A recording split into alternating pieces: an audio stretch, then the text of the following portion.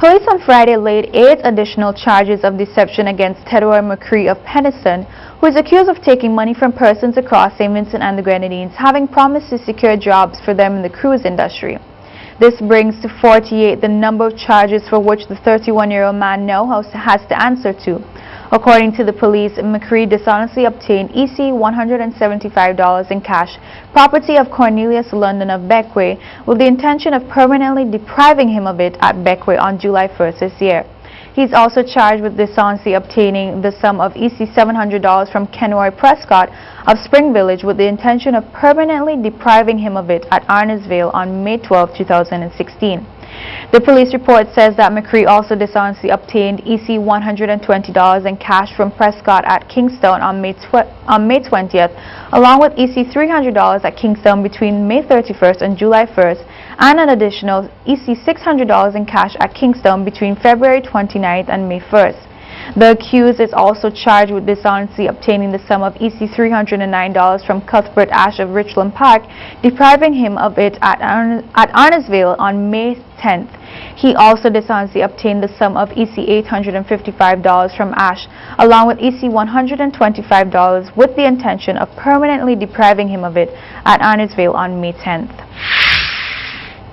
On the 17th of September 2016, Elroy Lett, 68 years, laborer of Kingstown, was arrested and charged with unlawfully and maliciously wounding Samuel Cromwell, 32-year-old police officer of Arnesvale, and without lawful excuse damaged one gray t-shirt valued at $40 and one white vest valued at $10, total value $50. Also unlawfully and maliciously wounding Sheffield Joseph, a 26-year-old police officer of Layu, and finally for assaulting Darrell Sam, a 24-year-old police officer of Orange Hill at Kingstown on September 17, 2016. The Taiwan Changhua Christian Hospital, the CCH, invited 3 officials from the Ministry of Health, Wellness and the Environment to participate in customized programs in 3 different areas. Coordinator of the Health Information System, Lisa Llewellyn-Sprott, who was a part of the delegation, has called for greater use of technology in improving the delivery of healthcare services in St. Vincent and the Grenadines. Mrs. Llewellyn-Sprott said while on the visit in July, the CCH demonstrated how the use of technology can greatly enhance the delivery of healthcare services and believes that this country can benefit from the same. The Eastern Caribbean Central Bank, in collaboration with the Center for Enterprise Development Incorporated, are giving local business operators an opportunity to sharpen their skills and learn more about the benefits of operating a small business. The second phase of the Small Business Management Seminar, which forms part of the ECCB's public service program within the Caribbean region, began yesterday and will run until October 13th on Tuesdays and Thursdays. The first part of the workshop in June saw 40 persons completing the program.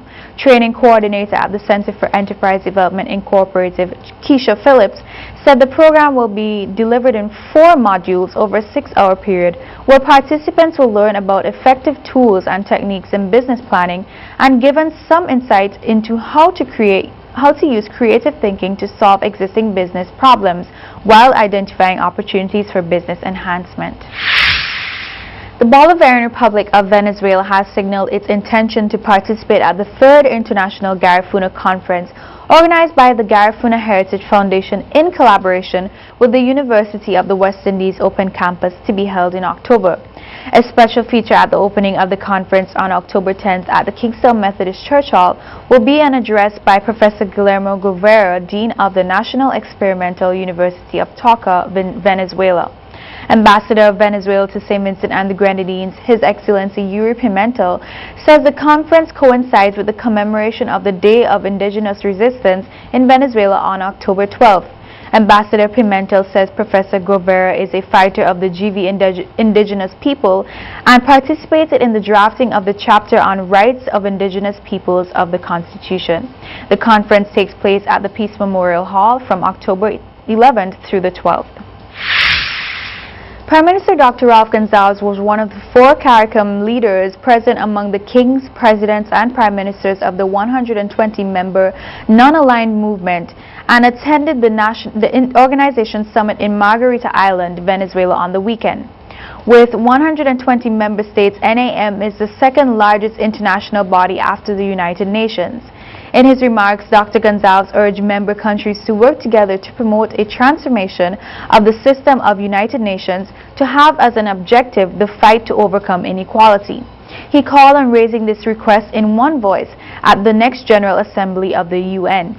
Altogether, 10 CARICOM member states are represented at the third such summit to be held on the Caribbean island, which started with a meeting of officials on Tuesday and of foreign affairs ministers on Thursday. The Forestry Department in the Ministry of Agriculture is sounding a warning to all persons who consume local freshwater aquatic life such as crayfish. Director of Forestry Fitzgerald Providence said the seizure followed reports of a poisoning incident at the Rabica River, and the public is being warned that 10 limbs of crayfish was confiscated by local police from several persons offering them for sale.